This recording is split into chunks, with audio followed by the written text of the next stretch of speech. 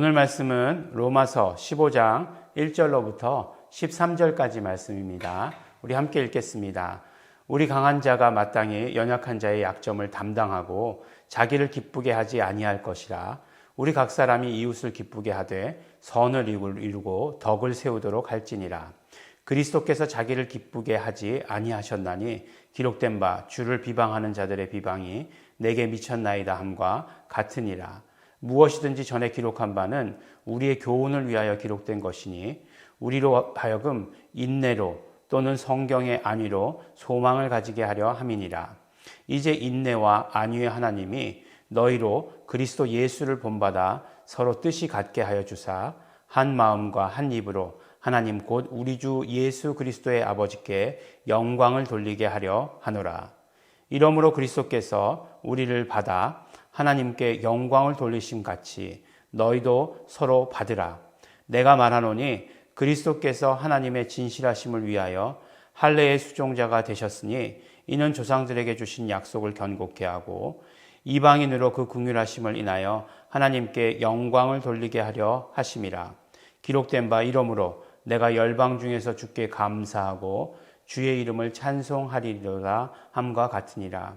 또 가로되 열방들아 주의 백성과 함께 즐거워하라 하였으니 또 모든 열방들아 주를 찬양하며 모든 백성들아 저를 찬송하라 하였으며 또 이사야가 가로되 이새의 뿌리 곧 열방을 다스리기 위하여 일어나시는 이가 있으니 열방이 그에게 소망을 두리라 하였느니라.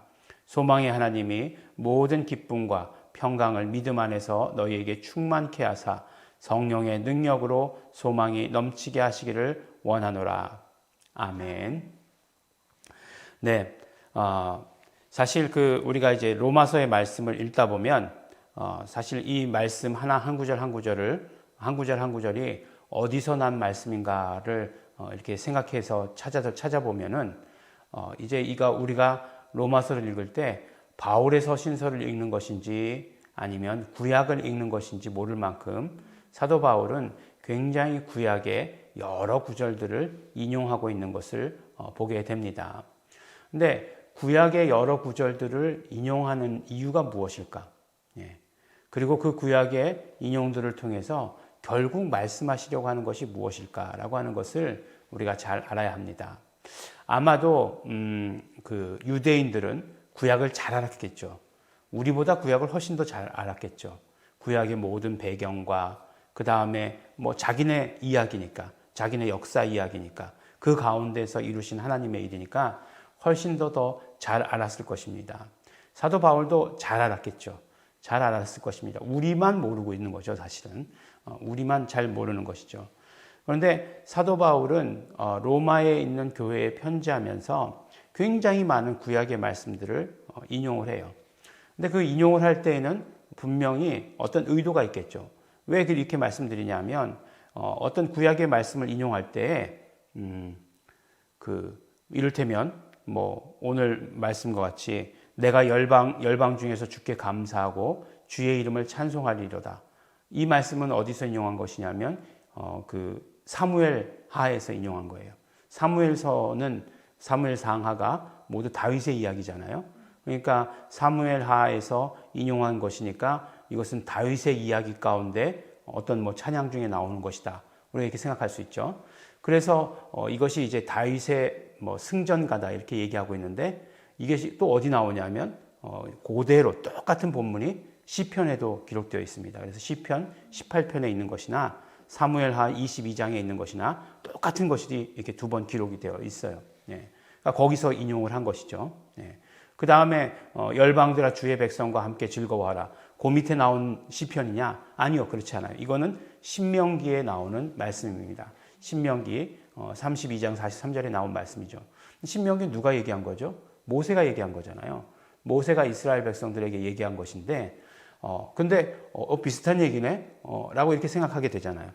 비슷한 얘기라고 생각하게 되는 것이 무엇이냐면 바로 하나님의 뜻이 이렇게 모세와 선지자들과 또 왕들에게 감추어져 있었던 것인데 그들의 말들을 이렇게 종합해 보니 이것은 무엇이다 라고 이렇게 얘기하는 거죠. 이것은 그리스도에 대해서 이야기하신 것이다. 이것은 하나님의 뜻이 이러하시다는 것을 말씀하시는 것이다 라고 이렇게 이야기하는 거죠. 그러면 이제 중요한 것은 하나님의 뜻이 그러하시다 라고 하는 것을 그 내용이 무엇인지 아는 게 중요하죠. 이렇게 모아놓은 것이다 라고 아는 것을 아는 게 중요한 게 아니고, 그러면 그 뜻이 무엇인가 하는 것을 아는 게 굉장히 중요한 것이죠. 이런 것들은 몰라도 사실은 아무 상관없는 것이고, 오히려 하나님께서 뜻하신 바가 무엇인지, 예수 그리스도를 통해서 이루시려고 하시는 하나님의 뜻이 무엇인지를 아는 것이 훨씬 더 중요한 것이죠. 근데 오늘 말씀의 시작을 보면 이제 우리 어제 말씀에서도 14장의 마지막 말씀에서도 보면 결국 우리 모든 기준이 믿음이 돼야 된다라고 이렇게 얘기하고, 성도의 삶이 훨씬 더 도덕보다 높은 기준에 있어야 된다라고 말씀을 드렸잖아요. 오늘 말씀도 보니까 그 연약한 자의 약점을 담당하고 자기를 기쁘게 하지 아니할 것이라 이렇게 얘기하고 있잖아요. 그러니까 내 유익을 위하는 것보다 연약한 자, 어떤 연약한 자일까요? 믿음이 연약한 자겠죠. 뭐 여러모로 연약하다는 의미가 다 통하는 거겠죠. 그 사람들의 유익을 위하는 것이 더 중요하다라고 이렇게 얘기하고 있습니다. 그러면 마땅히 연약한 자가 누굴까라고 하는 것이에요. 당연히 뭐 그 공동체 안에서도 믿음이 좋은 분이 있고 믿음이 연약한 분이 있죠. 근데 이건 절대적이지도 않아요, 사실은. 상황에 따라서 다릅니다. 요새 잘 아실런지 모르겠지만 케바케라는 말이 있어요. 케바케. 그래서 케바케가 뭘까라고 이렇게 봤더니 케이스 바이 케이스. 상황에 따라 결국은 다르다는 얘기예요. 우리가 어떤 사람이 절대적으로 믿음이 좋을 것 같지만 그렇지 않은 경우도 있고, 저분은 뭐 늘 그냥 그렇고 그런가 보다라고 생각했는데 어떤 때 굉장한 믿음을 드러내신 분도 있다는 것이에요. 이렇게 어떻게 단면만 이렇게 딱 잘라서 볼 수 없다는 것입니다. 그러면 계속해서 이야기하는 것이 무엇일까를 우리가 생각해 보면, 마지막에 이제 마지막은 13절이고 오늘 말씀 중간에 보면 6절에 한 마음과 한 입으로 하나님 곧 우리 주 예수 그리스도의 아버지께 영광을 돌리게 하려 하노라라고 이렇게 말씀하고 있어요. 그러니까 이것이 뭐라고요? 그러니까 하나님의 뜻이에요. 그런데 사도 바울은 하나님의 뜻이 무엇인지를 우리에게 정확하게 설명해 주고 있죠. 하나님께 우리가 한 입과 한 마음으로 찬양하게 하는 것이 하나님의 뜻인데, 장로교, 교리 1번 보면 하나님을 찬양하게 하기 위해서 우리를 창조했다. 그거잖아요. 그것인데, 그런데 그 하나님이 누구시냐? 우리 주 예수 그리스도의 아버지시다라고 이렇게 말씀해 주시고 있는 것을 보게 되는 거죠. 우리는 이게 굉장히 익숙하죠. 하나님 누구시죠? 우리 주 예수 그리스도의 아버지. 이렇게 익숙하지만 그 유대인들에게 있어서는 우리 주 예수 그리스도의 아버지시라고 하는 것이 굉장히 익숙치 않았을 것이에요.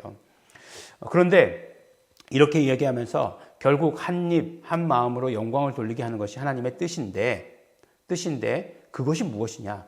그러면 그 한 입과 한 마음은 누구의 한 입과 한 마음이냐? 우리 유대인들의, 이스라엘 백성들의 한 입과 한 마음이냐? 아니다. 그것에는 이방인들도 포함되는 것이다 라고 이렇게 말씀하는 거예요. 그러니까 약한 자가 누구냐? 연약한 자가 누구냐? 이방인이죠. 당연히 이방인을 이야기하는 것입니다. 이방인들이 결국은 예수 그리스도를 믿는, 그러니까 여기서 말하는 이방인이라고 하는 것은 유대인과 이방인 해서 그 말씀하는 것이 아니라 예수 믿는 자와 예수 믿지 않는 자. 그런데 사실 예수를 믿는 것이 결국은 유대인들에게서 또 먼저 났어요. 어쩔 수 없이. 왜냐하면 예수님께서 유대인 가운데 나셨으니까. 그렇지만 그 모든 것들이 다시 또 이방인들에게까지 전해져야 된다라고 이렇게 말씀하고 있는 것이에요. 그러니까 유대인들에게 먼저 전해졌기 때문에 유대인들이 먼저 믿었고, 사도 바울도 그것을 인정해서 언제나 그의 전도 여행 가운데 보면 유대인들에게 먼저 복음을 전해요. 그러나 그것이 끝이 아니다. 이방인들에게도 이 복음은 전해져야 된다라고 하는 것이 사도 바울이 늘 전하는 것이에요. 그래서 내가 열방 중에서 주께 감사하고 라고 이렇게 되어 있잖아요. 이것이 사실은 어떤 때 나왔던 찬양이냐면 사울에게 쫓길 때, 그리고 나서 이제 건져내 주시잖아요.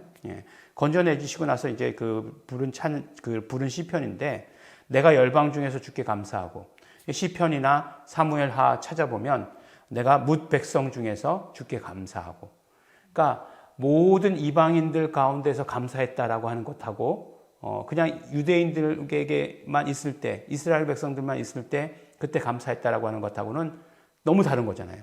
그리고 주의 이름을 찬송했다, 그때 주의 이름을 찬송했다 하는 것과 그 다음에 모든 백성들 앞에서, 그러니까 모든 이방인들 앞에서 찬송했다라고 하는 것은 너무 달라요. 그렇지만 사도 바울은 뭇 백성 앞에서 한 그 모든 다윗의 행동을 뭐라고 얘기하고 있죠? 열방 중에서라고 이렇게 이야기하고 있는 것을 보아요. 그리고 또 신명기에서도 마찬가지로 열방들아 주의 백성과 함께 즐거워하라. 그러니까 이 복음이 또 오늘 우리가 또 예수 이름 복음 가운데에서도 알 수 있는 것은 이 복음이 이방인들에게 전해지는 것을 뭐라고요? 그 결론, 종합을 바로 예수 이름이 찬양받게 하시는 것이다 라고 이렇게 결론 짓고 있는 것을 우리가 보게 되는 거죠. 그러니까 중간에 결론이 뭐였죠? 하나님께 영광을 돌리게 하는 것인데, 한 입과 한 마음으로 하나님께 영광을 돌리게 하시는 것인데, 그것이 한 입과 한 마음으로 예수 이름을 불러서 찬양하는 것, 하나님을 찬양하는 것이다 라고 이렇게 말씀하고 있는 것을 우리가 듣게 되는 것이죠. 그러니까 바로 사도 바울의 그 모든 뜻들이 더 크게 어떤 복음을 향해서, 복음의 관점에서 이렇게 열려 있다라고 하는 사실을 우리가 보아야 합니다. 그냥 단순히 그냥 교회, 또 사도 바울이 로마에 있는 교회에다 얘기했다, 또 그걸 우리는 더 편협하게 적용해서 우리 교회라고 이렇게 적용하게 되면, 그러면 안 되는 거죠.